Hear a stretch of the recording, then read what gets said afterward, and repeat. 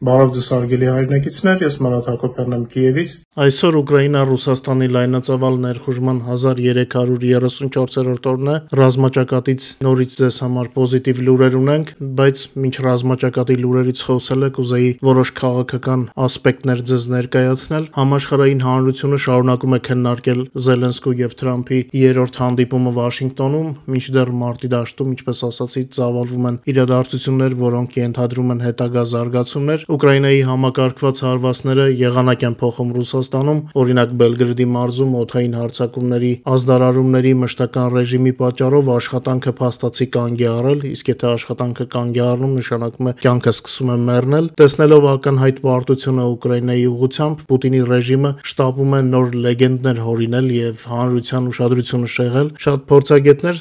արևմուտքում դեռ հույսեր են դնում Թրամփի վրա, օրինակ կարծում են, որ վերջին Բուդապեշտում հանդիպելու նախաձեռնությունը հնարավոր է Պուտինի հետ խաղաղ համաձայնության հասնելու ամերիկյան նախագահի վերջին փորձն է։ Հակառակ դեպքում նրանց կարծիքով այս աշունը Պուտինի համար կդառնա վերջինը, բայց ճիշտ ասած ես Թրամփի հետ կապված հույսերը այդքան էլ հիմնավոր չեմ ընդունում։ Ռուսաստանում պարզապես իրենց ոճի մեջ Տուլայի պրյանիկի փոխարեն, կներեք պրյանիկի թարգմանությունը հայերեն չեմ հիշում, ստեղծել են նոր պայմանական պրյանիկ, որը կարելի է նույնպես պայմանականորեն անվանել Չուկոտկա Ալյասկա, որը կարող է ստեղծել էժան հումքի հասանելիության պատրանք առևտրական Թրամփի համար։ Ռուսաստանը նույնիսկ ցուցադրաբար հայտարարում է Բերինգի նեղուցով Ռուսաստան-Ալյասկա թունելի կառուցման տեխնիկա-տնտեսական ուսումնասիրության նախապատրաստման մասին։ Սա նոր լեգենդ է Ուկրաինայում պարտվող Պուտինի կողմից, որը փորձում է ստեղծել Ամերիկայի հետ շահավետ համագործակցության պատրանք Վաշինգտոնի համար, իսկ ներքին լսարանի համար Ալյասկայի վերադարձի պատրանք։ Դեռ Ռուսաստանում մինչև այսօր շատերը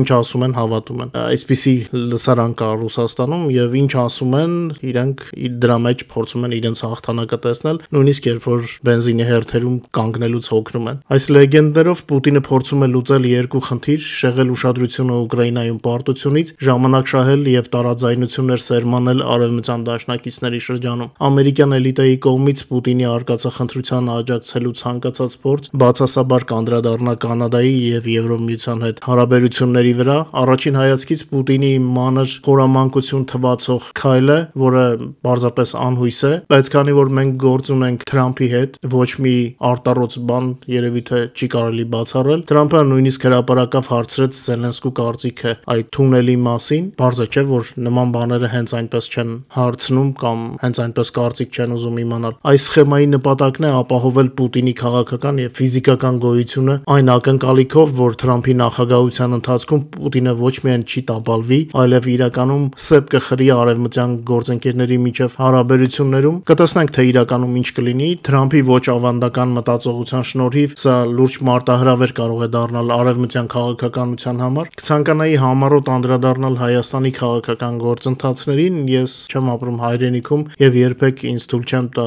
քաղաքական քարոզ անել որևիցե մեկի օգտին։ Ես Հայաստանում ունեմ միայն եղբայրներ եւ քույրեր, այլ ոչ թե քարոզի դաշտ։ Խնդրում եմ ինձ ճիշտ ընկալել։ Կան երևույթներ, որի մասին կուզեի խոսել, բայց զուտ որպես քաղտեխնոլոգ մարդ, որը ծնվել է Հայաստանում, ես ուզում եմ մեր լսարանի հետ խոսել հայկական քաղաքական դաշտում տիրող լճացման մասին։ Մինչ աշխարհը արագ փոխվում է, տեղի են ունենում տեխնոլոգիական զարգացումներ, որոնք ազդում են գրեթե բոլոր կյանքի ոլորտների վրա եւ իրենց հետ բերում են քաղաքական փոփոխություններ, ցավոք հայկական քաղաքական դաշտը նույն հին ու նորի պայքարի մեջ է։ Իսկ մենք գիտենք, որ մենք հայերս ունենք մեծ պոտենցիալ եւ մեր հայրենիքը Հայաստանը կարող է լինել ցանկացած աշխարհում փոփոխությունների առաջատարների շարքում։ Վստահ եմ դրա պոտենցիալը մենք ունենք եւ շատերը դրանում համոզված են, որովհետեւ տեսնում ենք ամբողջ աշխարհում հայերի հաջողությունները։ Օրինակ բերեմ, մինչ Հայաստանում շատերի ուշադրությունը շեղվում է ներքին, իմ կարծիքով արհեստական օրակարգով, աշխարհում տեղի են ունենում շատ կարևոր երևույթներ, որոնք առաջին հայացքից կարող են նույնիսկ անհետաքրքիր թվալ։ Օրինակ բերեմ Տեսլայի երևի թե բնակարանային նոր կոնցեպցիան, որը նա առաջ է մղում, որը կարող է իրոք ազդել շինարարության, բանկային, ապահովագրական, կոմունալ ծառայությունների եւ էներգետիկ համակարգերի եւ իհարկե տրանսպորտի եւ լոգիստիկայի վրա աշխարհի շատ երկրներում, ինչը անխուսափելիորեն կհանգեցնի քաղաքական զարգացումների։ Արդեն մերձավոր արևելքի երկրները հետաքրքրվել են այդ գաղափարով, որ խոսքս հանկարծ Մասկի գովված չընկալվի, պարզապես նրա անունը տվեցի որպես ճանաչված մարդու։ Նման բիզնես գաղափարներ աշխարհում շատ են եւ հատկապես Թրամփի օրոք կորպորացիաները ավելի են ակտիվացել եւ իրենց նախաձեռնությունները փորձում են ավելի արագ կյանքի կոչել։ Հայաստանում մենք այս ֆոնին ականատես ենք լինում քաղաքական գործընթացների փակ ցիկլի, ես կցանկանայի ուշադրություն հրավիրել այն բանի վրա, թե ինչպես են հայ քաղաքական գործիչները հետ մնում հասարակության բարձր մակարդակից, հայ հանրության բարձր ընկալումներից։ Հենց այդ պատճառով էլ Հայաստանում մարդկանց մեծ տոկոսը օրինակ AER-ի վերջին հարցման ժամանակ քաղաքական նախասիրություններ չուներ, եւ ես համարձակվում եմ ենթադրել, որ շատ առումներով քաղաքական նախասիրություններ չունեցողները ավելի մոտ են իրական իրավիճակին, քան նրանք, ովքեր հին ու նորի պարադիգմի մեջ դեռ տառապում են, որովհետև դժվար է ունենալ առողջ քաղաքական նախասիրություններ հիմնված անցյալ դարի գաղափարների վրա, երբ մարդիկ խճճվում են դեմագոգիայի մեջ վերահսկվող լրատվամիջոցների ցեղվող, ամբողջ աշխարհում մենք ականատես ենք լինում մեդիա եւ սոցիոլոգիական վերափոխման, ինչը բերում է քաղաքական փոփոխությունների, ամենաառաջադեմ հասարակությունները խուսափում են քաղաքական ցնցումներից, իրենց իրական պոտենցիալ ունեցող քաղաքական կոնցեպտների իրագործման միջոցով, այլ ոչ թե ասենք դեմագոգիայից, այն կողմ չանցնող քաղաքական գործիչներին ասպարեզում պահելով։ Դժբախտաբար նույնիսկ ոչ բոլոր արևմտյան երկրներն են հասել ճիշտ հասարակական կետի, ուստի չեմ բերի որևիցե օրինակ, որպեսզի ոչ ոքի չնեղացնեմ եւ ավելորդ քննարկումների առիթ չտամ։ Իմ նպատակն է ընդգծել դրական օրինակը, ներկայացնելով նախընտրելի մոդելը, այլ ոչ թե ինչ որ քննարկել ով ինչպես արեց, ով ումից լավ է կամ վատ։ Իմ խոսքի նպատակը Հայաստանում զարգացումների մասին է։ Իսկ թե որ երկրներն են ավելի հաջողակ, որոնք անհաջողակ, իմ խոսքից հետո մեր լսարանը վստահ եմ արդեն ինքը կպատկերացնի, թե ում մասին էր խոսքը։ Քաղաքական զարգացած հասարակություններում ընտրությունը կատարվում է այն քաղաքական գործիչների օգտին, ովքեր ոչ միայն խոսում են, այլև ունեն փորձ, կապեր, որոնք ապացուցել են իրենց հայեցակարգի կենսունակությունը։ Մինչդեռ մենք արևելյան Եվրոպայում եւ Հայաստանում մասնավորապես սովոր ենք տեսնել բարետես եւ ականջահաճո կամ մեղմախոս քաղաքական գործիչների առանց աշխատանքային լուրջ փորձի, կյանքի փորձի, առանց արտերկրում ամուր կապերի կամ գուցե միայն մի քանի կապերով Մոսկվայում։ Մինչև վերջերս Ուկրաինայում էլ էր այդպես։ Եթե մենք չաշխատենք քաղաքական մշակույթը փոխելու ուղղությամբ, մենք դեռ երկար շարունակելու ենք փնտրել մեր սեփական ուղին այն ֆոնին, երբ մյուսները, հատկապես մեր հակառակորդները զարգանում են, հատկապես ռազմական առումով, իսկ թե ինչու է հակառակորդը զինվում, բոլորի համար պարզ է, չէ՞։ Վստահ եմ Հայաստանում քչերն են օրինակ տեղյակ, ինչի համար է Հնդկաստանից որոշակի զինամթերք բերվում, փոխարենը, ասենք, դրոնների արտադրությանը զարկ տալուն Հայաստանում։ Օրերս իմ եթերում ձեզ ներկայացրեցի, որ Ուկրաինան 3 տարում իր ռազմարդյունաբերության պոտենցիալը հասցրել է 35 միլիարդի եւ այսօր հսկա համարվող Ռուսաստանը լիլիպուտի կարգավիճակում է հայտնվել, երբ իր թնդանոթի միս զինվորները մարտի դաշտում կոտորվում են ռոբոտների կողմից։ Արցախյան վերջին պատերազմից անցել է 5 տարի եւ ցանկացած հայ երևի թե իրավունք ունի հարց բարձրացնելու իսկուրեն Հայաստանի միլիոնավոր դրոնները։ Արցախյան վերջին պատերազմը ցույց տվեց, որ մարտադաշտի զարգացումները տանում են դրոնների օգտագործմանը։ Մենք դա բառացի զգացինք մեր վրա մարտի դաշտում։ Ուր են նոր հայկական հրթիռները։ Հիմա ոմանք կուզենան արդարացնել տարբեր պատճառներով, բայց բարեկամներ, պատճառներ փնտրում են նրանք, ովքեր չեն հաջողել, իսկ լուծումներ գտնում են նրանք, ովքեր փնտրել են, մտածել են եւ մտածել են ոչ թե արհեստական աշխարհի իրականության հետ կապ չունեցող նարատիվներ հորինել, այլ Հայաստանի համար ելք փնտրել։ Ես չեմ ընդունում առարկություններ, թե հայերը չեն կարող։ Հայերը ամեն ինչ կարող են։ Ուկրաինայում էլ բազում պրոյեկտներ հայերի մասնակցությամբ են։ Երևի թե դժվար կլինի գտնել մի ոլորտ, որտեղ հայեր չեն մասնակցել զարգացմանը։ Հայաստանում էլ նույն հայերն են, եւ ես չեմ ընդունում այս առումով առարկություններ։ Հայերը կարող են, պարզապես նախաձեռնել է պետք, հող է պետք դրա համար ստեղծել։ Ընդհանուր նպատակներ են պետք, ոչ թե հին ու նորի բաժանում է պետք, այլ միավորում ոչ թե դեմագոգի շուրջ, այլ փորձառուի, արտերկրում ուժեղ եւ թափանցիկ կապեր ունեցող խարիզմատիկ անձի շուրջ։ Եվ նորից չեմ ընդունում առարկություններ, թե իբր Հայաստանում նմանները չկան։ Կան, պարզապես նման օրակարգ չի ստեղծվում։ Ես հույսս չեմ կորցնում, որ մեր մամուլի գործընկերները վերջիվերջո կսկսեն աշխատել նաեւ այդ ուղղությամբ եւ փորձել գտնել օրինակներ, գտնել եւ դաշտ բերել, ոչ թե կամերաներով ման գալ, թե ով ում ինչպես հայհոյեց, որ նկարեն եւ թամաշա շոուի միջոցով դիտումներ ապահովել։ Երբեմն բոլորովին այլ թեմաներով հաղորդումներից հետո ես տեսնում եմ մեկնաբանություններ, ինչպիսիք են ինչու՞ չեք անդրադառնում իշխանությունների եւ հոգեվորականների միջև բախմանը։ Ես պատասխանեմ հրապարակավ, մինչև հիմա չեմ անդրադարձել, քանի որ ես համարում եմ պակաս կարևոր այս քաղաքական պահին։ Ինձ համար այս ամբողջ աղմուկը պարզապես քաղաքական մարտավարություն է, հին ընդդեմ նորի, մերոնց ձերոնց բաժանման կոնցեպտ կոնցեպցիայում։ Երբ լրատվամիջոցները օրակարգ թելադրելու եւ նոր գաղափարներ ու հայեցակարգեր առաջ բերելու փոխարեն տեսախցիկներով հետապնդում են ոստիկաններին, երբ նրանք գնում են մեկին կամ մյուսին ձերբակալելու։ Մինչ լրատվամիջոցները փորձում են շահույթ ստանալ թամաշա շոուներից, հասարակությունը մեջքով է շրջվում այդ իրականությունից, որովհետեւ դա արհեստական իրականություն է։ Այս իրադարձությունները, որը տիրաժավորվում է հայկական լրատվականներում, կարող են հետաքրքրել առավելագույնը 100, լավ թող 200,000 մարդու, մինչդեռ միլիոնավոր մարդկանց ուշադրությունը կենտրոնացած է այլ բաների վրա, ինչը շատ հաճախ Հայաստանից դուրս է։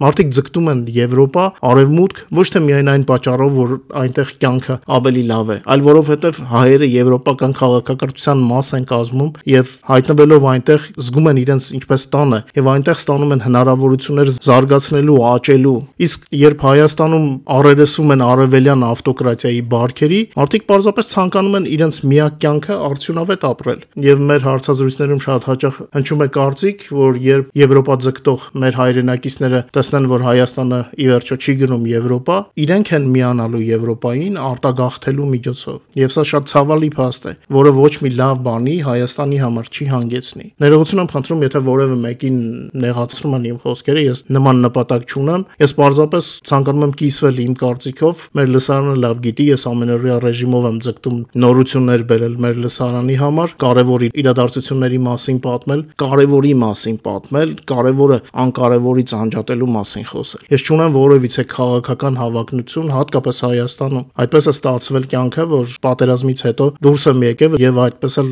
ապրում եմ Ուկրաինայում։ Ես չեմ ուզում այստեղից դատել, թե ով է ճիշտ, ով է սխալ Հայաստանում։ Ես ուզում եմ փորձել օգնել զարգացմանը միտված process-ներին եւ խնդրում եմ իմ ասածը անցալել որպես մի մարդու կարծիք, ով ձեզանից մեկն է, ձեզանից շատերի պես նույն երկրում է ծնվել եւ պարզապես անտարբեր չի այն ամենի հանդեպ, ինչը կատարվում է։ Ես չեմ կարող իրոք անտարբեր լինել, երբ տեսնում եմ, որ ունեմ որոշակի փորձ եւ հնարավորություններ որևիցե կերպ,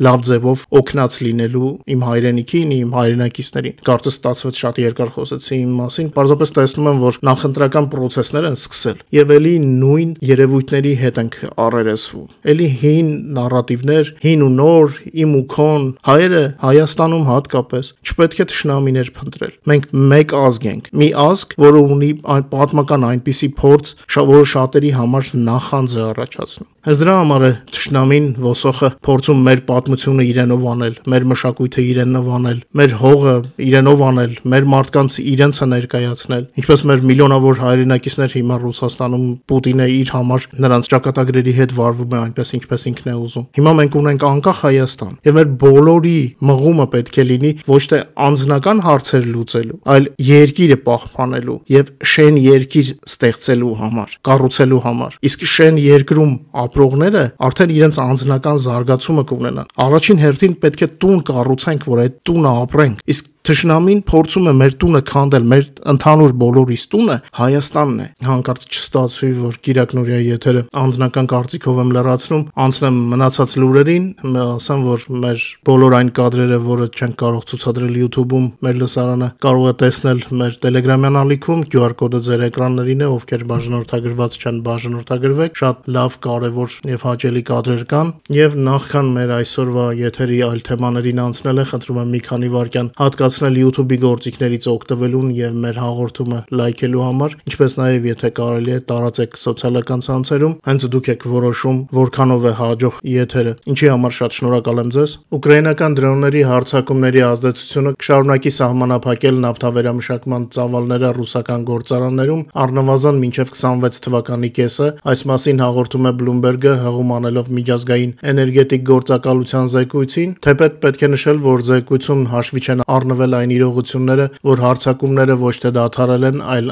ընդհակառակը աճում են, այսինքն զեկույցը վերաբերվում է անցյալ պերիոդին, նոր հարվածների համար երևի թե ստիպված կլինեն նոր զեկույց հրապարակել։ Ուկրաինան եւ Եվրոպական միությունը հաստատել են որոշում անել մի շարք մաքսային տուրքեր եւ բարձրացնել գյուղատնտեսական արտահանման քվոտաները Եվրոմիության տարածք։ Ուկրաինացի արտահանողները կկարողանան օգտվել այս նոր առևտրային ռեժիմից արդեն այս տարում, որոշումը երկկողմանի է եւ չի սահմանափակվում փոխվում ժամկետներով։ Իդեպ, ես տնտեսական ձեռքբերումները ներկայացնում եմ մեր եթերում ոչ միայն զուտ տեղեկատվական նպատակով, այլ նաև հույս ունենալով, որ Հայաստանի գործարար շրջանակները կարող են իրենց համար նոր համագործակցության ուղղություններ գտնել։ Ուկրաինայում Հայաստանի դեսպանատանը աշխատում են փորձառու մասնագետներ, որոնք կարող են օգնել մեր հայրենակիցներին տարբեր հարցերում կողմնորոշվելու, մինչ Ռուսաստանը կորցնում է Եվրոպան, աշխուժացնում է իր քայլերը, եւ դա տեսնում են մեր հետսովետական տարածքի երկրները եւ սկսում են միանալ արևմտյան օրակարգին, օրինակ Ղազախստանի եւ Ռուսաստանի սահմանին կուտակվել են բազմակիլոմետրանոց հերթեր, մաքսային մարմինները կանգնեցրել են Չինաստանից եկող հազարավոր բեռնատարներ, ստուգելով արդյոք չկա սանկցիոն ապրանք դեպի Ռուսաստան գնացող մեքենաներում, միջազգային պատժամիջոցները շարունակում են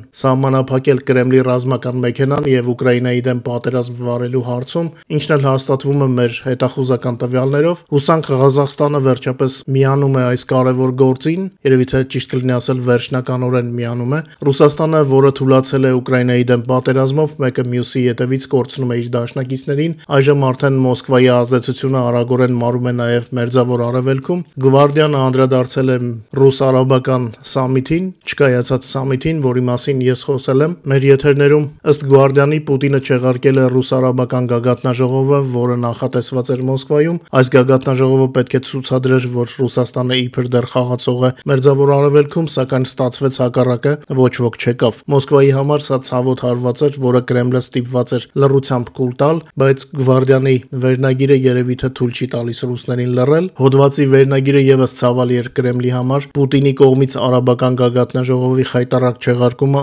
ազդանշան է Մերձավոր Արևելքում ազդեցության անկման մասին։ Պատկերացնում եք, չէ՞, Մոսկվայում դրանց դեմքերը այս ֆոնին։ Իսկ Տելեգրաֆը գրում է, որ Պուտինի վերջը մոտ է եւ Ռուսաստանը թույլ է, ժամանակն է այդ իրողությունը գիտակցելու։ Եվրոպական միության 19-րդ պատժամիջոցային փաթեթը Ռուսաստանի դեմ շուտով հավանաբար կընդունվի։ Վիեննան հաստատել է իր աջակցությունը նոր սահմանափակումներին։ Դիվանագիտական փակուղին, որը արգելափակվել էր նոր փաթեթի ընդունումը, կարծես հարթվել է։ Ավստրիան համաձայնել է աջակցել նոր պատժամիջոցներին, ինչը բացում է ճանապարհը արդեն երկուշաբթի օրը հարցը քվեարկության դնելու Եվրոմիության խորհրդում։ Այս մասին գրում է Reuters-ը, դե մենք էլ ավելացնենք, տեսնենք, սպասենք։ Իսկ Պատերազմի ուսումնասիրության ինստիտուտի վերլուծաբանների գնահատմամբ Ռուսաստանի համար գնալով դժվարանում է մարդկանց գնել բանակի համար, Պուտինի առջև երկու ճանապարհ կա։ Վերլուծաբանները կարծում են, որ երբ զինծառայողների հավաքագրումը շարունակի նվազել, իսկ Ռուսաստանը չկարողանա լրացնել իր մեծ կորուստները մարտի դաշտում, Պուտինը ստիպված կլինի ընտրություն կատարել կամ անցնել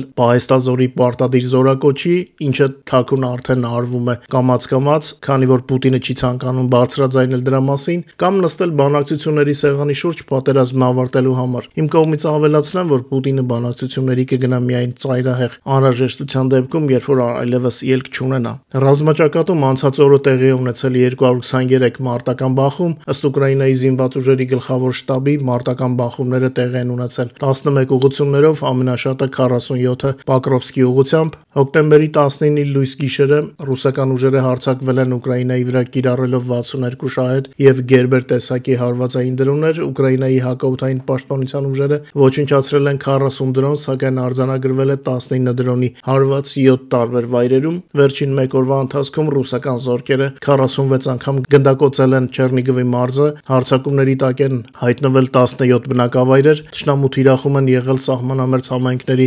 քաղաքացիական օբյեկտներն ու բնակելի տները, դա ինչպես միշտ Պուտինի զորքը պարտվելով մարտի դաշտում մուրը հանում է խաղաղ բնակիչներից։ Ըստ Ուկրաինայի գենշտաբի միայն վերջին մեկ օրում ոչնչացվել է 1000 ռուս օկուպանտ եւ 621 միավոր ռազմական տեխնիկա, փաստացի 3 օրում 2000 միավորից ավել ռուսական տեխնիկա եւ սպառազինություն է ոչնչացվել։ Ռուսաստանի ընդհանուր կորուստները պատերազմի սկզբից ի վեր արդեն կազմում են 1,130,180 զինվոր։ Ուկրաինայի զինված ուժերը ամենօրյա ռեժիմով հարվածներ են հասցնում Ռուսաստանի ռազմական եւ ռազմավարական օբյեկտներին ռուսական բանակի կարողությունները թուլացնելու համար։ Հոկտեմբերի 19-ի լույս գիշերը ուկրաինացի պաշտպանները հարվածել են Նովակույբիշևսկի նավթավերամշակման գործարանի Սամարայի Սամարայի մարզում եւ Օրենբուրգի գազի վերամշակման գործարանին արձանագրվել են հարվածներ, պայթյուններ եւ հրդեհներ։ Գործարանները կապված են Պուտինի օկուպացիոն բանակի հետ եւ Ուկրաինայի համար հանդիսանում են լիովին օրինական թիրախ։ Մեր Telegram-ի բաժանորդները արդեն ամենայն հավանականությամբ տեսել են կադրերը Օրենբուրգի եւ Սամարայի մարզերում գիշերային հրթիռային հարվածների մասին։ Պայթյուններն ու հրդեհները տեղի են ունեցել ռազմավարական կարևորություն ունեցող օբյեկտներում, մասնավորապես, ինչպես ասացի, վնասվել է Օրենբուրգի գազի վերամշակման գործարանը եւ Նովակույբիշևսկի նավթավերամշակման գործարանը Սամարայի մարզում։ Շատ չերկարացնեմ Կիրակի օրվա եթերը, շնորհակալ եմ, որ մեզ հետ եք։ Բոլոր հարվածների մասին լուրերը անմիջապես տեղադրում ենք մեր Telegram-ում, կարող եք շուրջօրյա վայելել։ Ձեզ ամենալավն ու բարին եմ ցանկանում, հուսամ կհանդիպենք արդեն վաղը ավելի լավ լուրերով, բարով մնաք։